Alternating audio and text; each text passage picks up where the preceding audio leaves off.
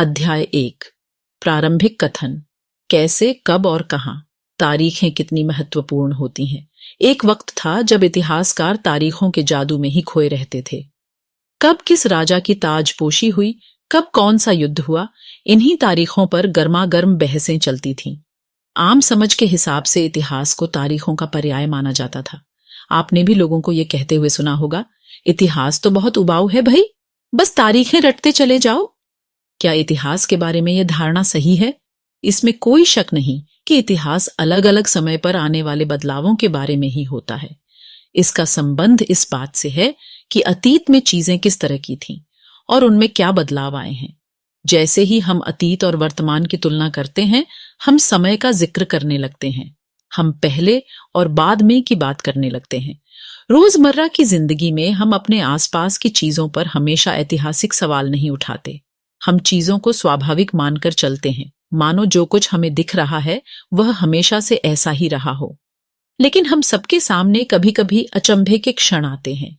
कई बार हम उत्सुक हो जाते हैं और ऐसे सवाल पूछते हैं जो वाकई ऐतिहासिक होते हैं।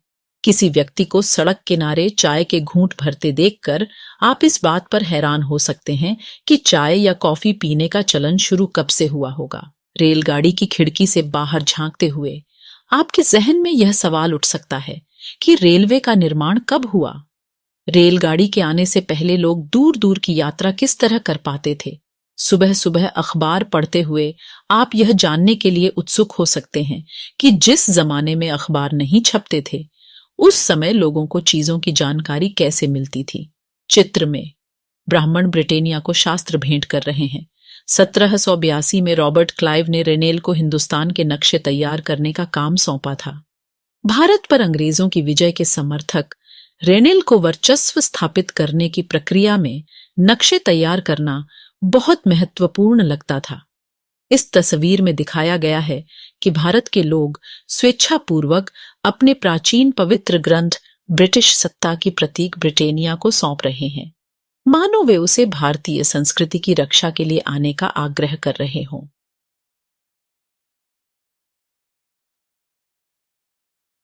ये ऐतिहासिक सवाल हमें समय के बारे में सोचने के लिए प्रेरित कर देते हैं।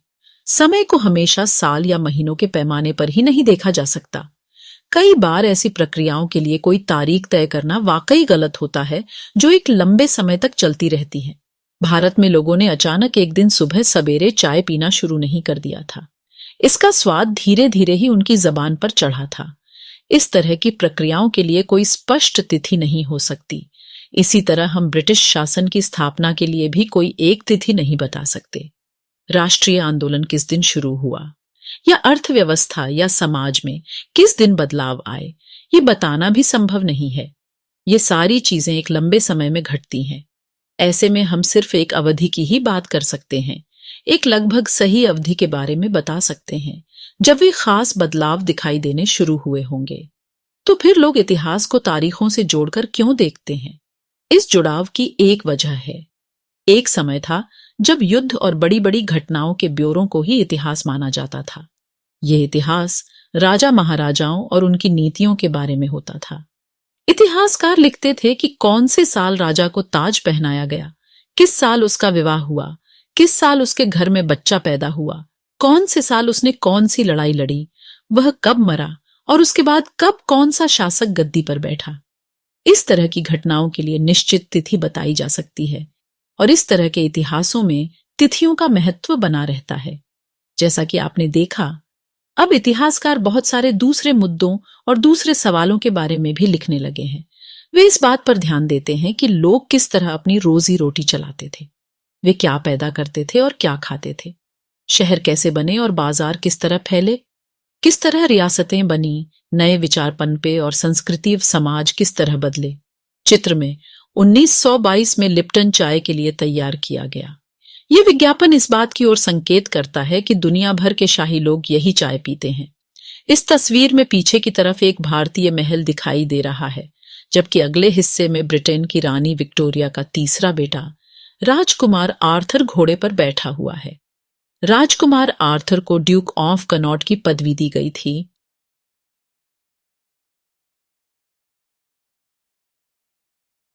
कौन सी तारीखें? कुछ तारीखों को महत्वपूर्ण मानने का पैमाना क्या होता है? हम जो तारीखें चुनते हैं, जिन तारीखों के इर्द गिर्द हम अतीत की कहानी बुनते हैं, वे अपने आप में महत्वपूर्ण नहीं होती। वे इसलिए महत्वपूर्ण हो जाती हैं क्योंकि हम कुछ खास घटनाओं को महत्वपूर्ण मानकर चलने लगते हैं। अगर अध्ययन का विषय बदल जाता है, अगर हम नए मुद्दों पर ध्यान देने लगते हैं, तो महत्वपूर्ण तारीखें भी बदल जाती हैं। एक उदाहरण पर विचार कीजिए। भारत में ब्रिटिश इतिहासकारों ने जो इतिहास लिखे, उनमें हर एक गवर्नर जनरल का शासनकाल महत्वपूर्ण है। ये इतिहास प्रथम गवर्नर जनरल वॉरेन हेस्टिंग्स के शासन से शुरू होते थे और आखिरी वायसरॉय लॉर्ड माउंटबेटन के साथ खत्म होते थे। अलग अलग अध्यायों में हम दूसरे गवर्नर जनरलों Hastings, Wellesley, Bentinck, Dalhousie, Canning, Lawrence, Lytton, Ripon, Curzon, Hardinge, Irwin के बारे में भी पढ़ते हैं। इस इतिहास में गवर्नर जनरलों और वायसरॉयों का कभी न खत्म होने वाला सिलसिला ही छाया रहता था। इतिहास की इन किताबों में सारी तारीखों का महत्व इन अधिकारियों, उनकी गतिविधियों, नीतियों, उपलब्धियों के आधार पर ही तय होता था। यह ऐसे था मानो इन लोगों के जीवन के बाहर कोई ऐसी चीज नहीं थी जिसे जानना महत्वपूर्ण हो। इन लोगों के जीवन का क्रम ब्रिटिश भारत के इतिहास में अलग अलग अध्यायों का विषय बन जाता था। क्या हम इसी दौर के इतिहास को अलग ढंग से नहीं लिख सकते? गवर्नर जनरलों के इस इतिहास के चौखट्टे में हम भारतीय समाज के विभिन्न समूहों और वर्गों की गतिविधियों पर किस तरह ध्यान दे सकते हैं। चित्र 3। वॉरेन हेस्टिंग्स 1773 में पहले गवर्नर जनरल बने। इतिहास की किताबों में गवर्नर जनरलों के कारनामों, जीवनियों में उनकी गौरव गाथाओं और तस्वीरों में उनके भव्य व्यक्तित्व को उभारा जाता था। जब हम इतिहास या कोई कहानी लिखते हैं तो उसे टुकड़ों या अध्यायों में बांट देते हैं। हम ऐसा क्यों करते हैं? ऐसा इसलिए किया जाता है ताकि हर अध्याय में कुछ सामंजस्य रहे। इसका मकसद कहानी को इस तरह सामने लाना होता है कि उसे आसानी से समझा जा सके और याद रखा जा सके। इस प्रक्रिया में हम सिर्फ उन घटनाओं पर जोर देते हैं जो उस कहानी को पेश करने में मददगार होती है। जो इतिहास गवर्नर जनरलों के जीवन के इर्द गिर्द चलता है, उसमें भारतीयों की गतिविधियां कोई मायने नहीं रखती। उनके लिए वहां कोई जगह नहीं होती। तो फिर क्या किया जाए? जाहिर है हमें अपने इतिहास का एक अलग खाका बनाना पड़ेगा। इसका मतलब यह है कि अब तक जिन तिथियों को महत्व दिया जा रहा था, वे महत्वपूर्ण नहीं रहेंगी। हमारे लिए नई तिथियां महत्वपूर्ण हो जाएंगी। हम अवधियां कैसे तय करते हैं? 1817 में स्कॉटलैंड के अर्थशास्त्री और राजनीतिक दार्शनिक जेम्स मिल ने 3 विशाल खंडों में a history of British India, British Bharat का इतिहास नामक एक किताब लिखी। इस किताब में उन्होंने भारत के इतिहास को हिंदू, मुस्लिम और ब्रिटिश इन 3 काल खंडों में बांटा था। काल खंडों के इस निर्धारण को ज्यादातर लोगों ने मान भी लिया।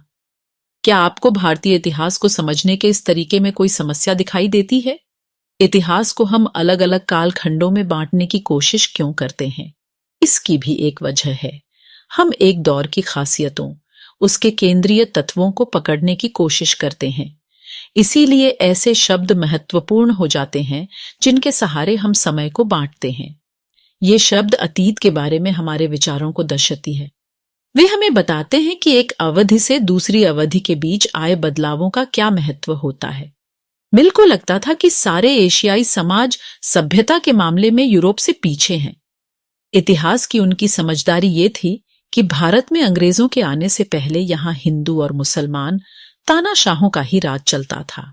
यहाँ चारों ओर केवल धार्मिक बैर, जातिगत बंधनों और अंधविश्वासों का ही बोलबाला था।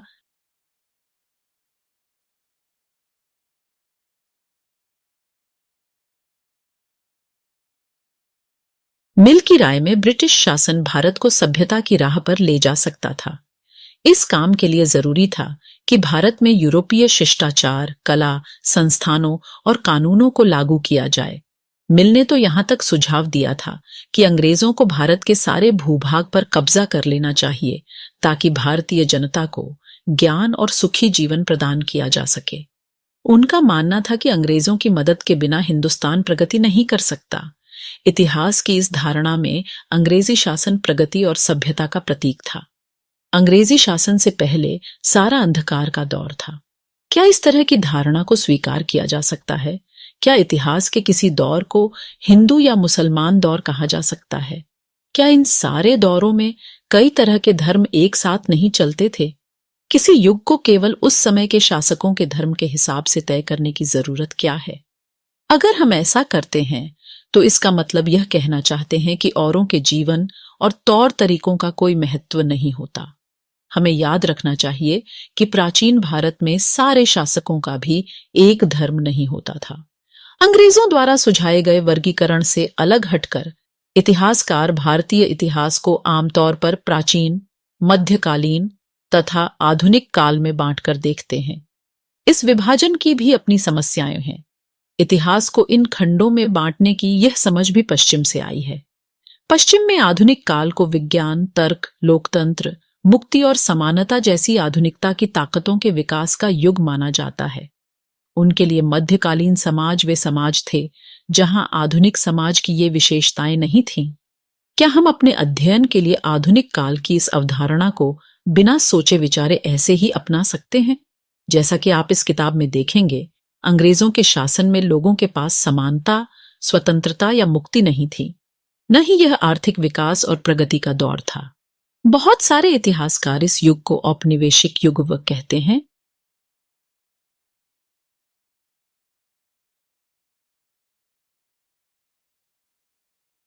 औपनिवेशिक क्या होता है? इस किताब में आप पढ़ेंगे कि किस तरह अंग्रेजों ने हमारे देश को जीता और स्थानीय नवाबों और राजाओं को दबाकर अपना शासन स्थापित किया।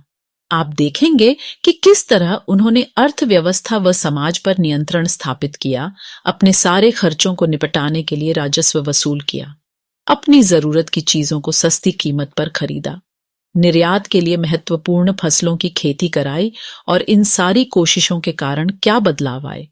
आप ये भी जानेंगे कि ब्रिटिश शासन के कारण यहाँ की मूल्य मान्यताओं और पसंद नापसंद, रीति रिवाज व तौर तरीकों में क्या बदलाव आए।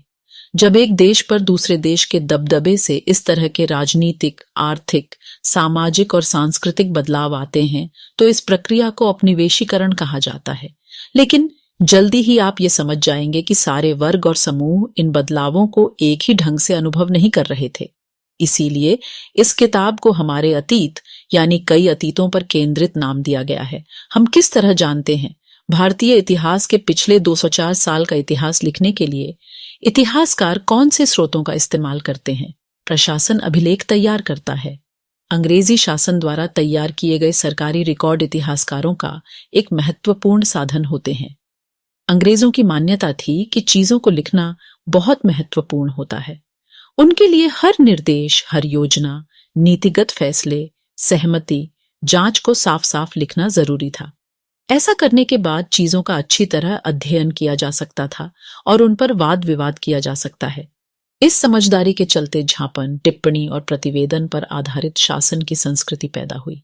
अंग्रेजों को यह भी लगता था कि तमाम अहम दस्तावेजों और पत्रों को संभाल कर रखना जरूरी है। लिहाजा उन्होंने सभी शासकीय संस्थानों में अभिलेख कक्ष भी बनवा दिए। तहसील के दफ्तर, कलेक्ट्रेट, कमिश्नर के दफ्तर, प्रांतीय सचिवालय, कचहरी, सबके अपने रिकॉर्ड रूम होते थे। महत्वपूर्ण दस्तावेजों को बचाकर रखने के लिए अभिलेखागार, आर्काइव और संग्रहालय जैसे संस्थान भी बनाए गए।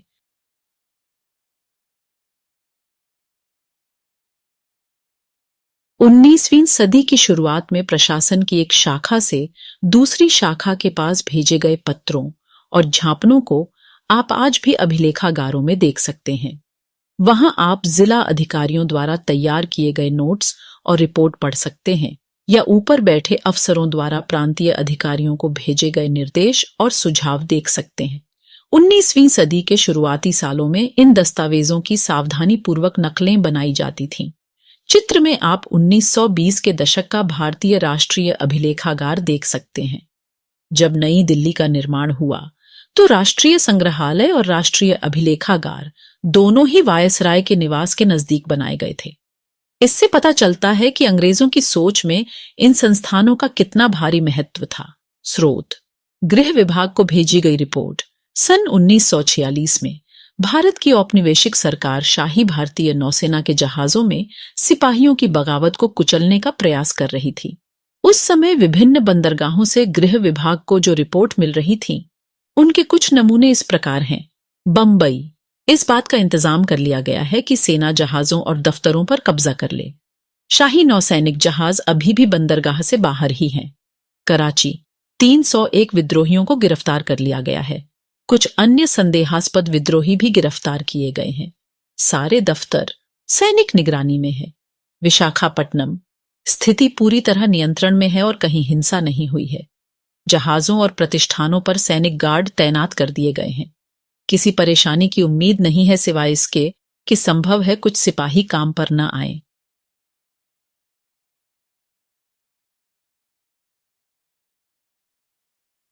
उन्हें खुशनवीसी के माहिर लिखते थे। खुशनवीसी या सुलेखनवीस ऐसे लोग होते हैं जो बहुत सुंदर ढंग से चीजें लिखते हैं। 19वीं सदी के मध्य तक छपाई तकनीक भी फैलने लगी थी। इस तकनीक के सहारे अब प्रत्येक सरकारी विभाग की कार्रवाइयों के दस्तावेजों की कई कई प्रतियां बनाई जाने लगीं। सर्वेक्षण का बढ़ता महत्व। औपनिवेशिक शासन के दौरान सर्वेक्षण का चलन भी महत्वपूर्ण होता गया। अंग्रेजों का विश्वास था कि किसी देश पर अच्छी तरह शासन चलाने के लिए उसको सही ढंग से जानना जरूरी होता है। 19वीं सदी की शुरुआत तक पूरे देश का नक्शा तैयार करने के लिए बड़े बड़े सर्वेक्षण किए जाने लगे। गांवों में राजस्व सर्वेक्षण किए गए। इन सर्वेक्षणों में धरती की सतह, मिट्टी की गुणवत्ता, वहां मिलने वाले पेड़ पौधों और जीव जंतुओं तथा स्थानीय इतिहासों, फसलों का पता लगाया जाता था। अंग्रेजों की राय में किसी इलाके का शासन चलाने के लिए इन सारी बातों को जानना जरूरी था। 19वीं सदी के आखिर से हर 10 साल में जनगणना भी की जाने लगी। जनगणना के जरिए भारत के सभी प्रांतों में रहने वाले लोगों की संख्या, उनकी जाति, इलाके और व्यवसाय के बारे में जानकारियां इकट्ठा की जाती थीं। इसके अलावा वानस्पतिक सर्वेक्षण, प्राणी वैज्ञानिक सर्वेक्षण, पुरातात्वीय सर्वेक्षण, मानव शास्त्रीय सर्वेक्षण, वन सर्वेक्षण आदि कई दूसरे सर्वेक्षण भी किए जाते थे। चित्र शरीफे का पौधा 1770 अंग्रेजों द्वारा बनाए गए वानस्पतिक उद्यान और प्राकृतिक इतिहास के संग्रहालयों में विभिन्न पौधों के नमूने और उनसे संबंधित जानकारियां इकट्ठा की जाती थीं। इन नमूनों के चित्र स्थानीय कलाकारों से बनवाए जाते थे।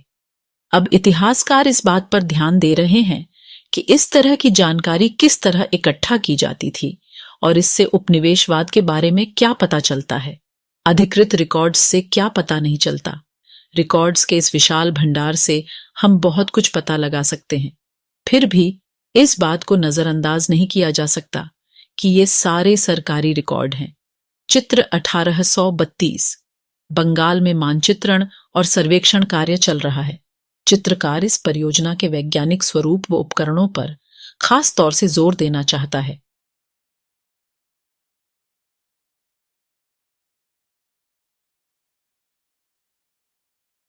इन तस्वीरों को भी बहुत ध्यान से देखना चाहिए। उनसे हमें चित्रकार की सोच पता चलती है। 1857 के विद्रोह के बाद अंग्रेजों द्वारा तैयार की गई सचित्र पुस्तकों में यह तस्वीर कई जगह दिखाई देती है। इस तस्वीर के नीचे लिखा होता था, बागी सिपाही लूट खसोट में लगे हुए हैं। अंग्रेजों की नजर में विद्रोही जनता लालची, दुष्ट और बेरहम थी। इस विद्रोह के बारे में आप अध्याय 5 में पढ़ेंगे। इनसे हमें यही पता चलता है कि सरकारी अफसर क्या सोचते थे, उनकी दिलचस्पी किन चीजों में थी और बाद के लिए वे किन चीजों को बचाए रखना चाहते थे। इन रिकॉर्ड्स से हमें यह समझने में हमेशा मदद नहीं मिलती कि देश के दूसरे लोग क्या महसूस करते थे और उनकी कार्रवाइयों की क्या वजह थी। इन बातों को जानने के लिए हमें कहीं और देखना होगा। जब हम ऐसे दूसरे स्रोतों की तलाश में निकलते हैं तो उनकी भी कोई कमी नहीं रहती, लेकिन सरकारी रिकॉर्ड्स के मुकाबले उन्हें ढूंढना जरा मुश्किल साबित होता है। इस लिहाज से लोगों की डायरियां, तीर्थ यात्राओं और यात्रियों के संस्मरण, महत्वपूर्ण लोगों की आत्मकथाएं और स्थानीय बाजारों में बिकने वाली लोकप्रिय पुस्तिकाएं महत्वपूर्ण हो जाती हैं। जैसे जैसे छपाई की तकनीक फैली, अखबार छपने लगे और विभिन्न मुद्दों पर जनता में बहस भी होने लगी।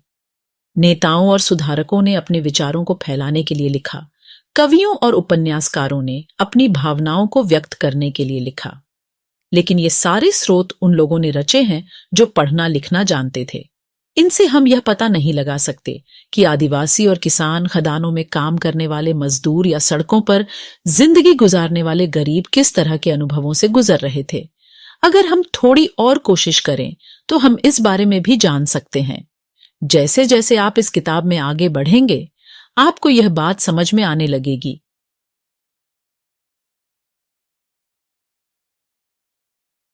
स्रोत इंसानों के खाने के लायक नहीं है। अखबारों से देश के विभिन्न विभागों में चल रहे आंदोलनों का पता चलता है। यहां 1946 में हुई पुलिस की एक हड़ताल की खबर दी गई है।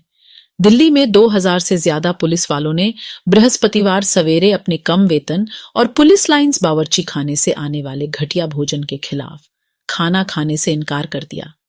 जैसे जैसे ये खबर दूसरे पुलिस थानों तक पहुंची, वहां भी पुलिस वालों ने खाने से इनकार कर दिया। एक हड़ताली का कहना था, पुलिस लाइंस की रसोई से हमारे लिए जो खाना आता है वह कोई इंसान नहीं खा सकता। हमें जो चपाती और दाल खानी पड़ती है उसे जानवर तक नहीं खा सकते।